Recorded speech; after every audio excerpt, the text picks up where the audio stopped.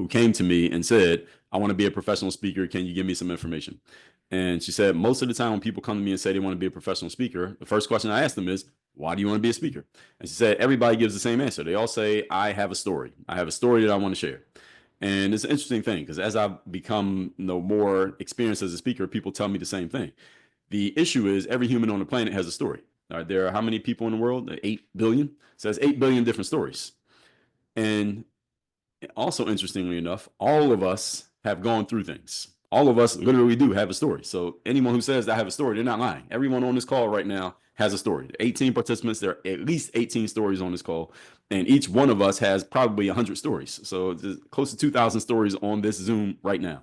The thing is, the only thing that makes people interested in hearing your story is that you get through the rough stuff to the point that you can tell people how you made it through. That's how people end up on a stage. When you end up on the stage, it's not because you have a story, because everybody in the audience has a story too.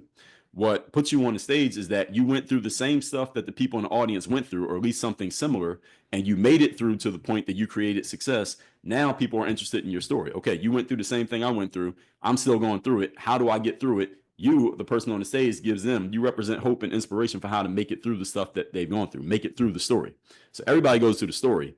It's only the people who get through the story to the success who get to tell their story. I heard Jim Rohn, back in the day, motivational speaker or personal development guy. He was actually the mentor to Tony Robbins.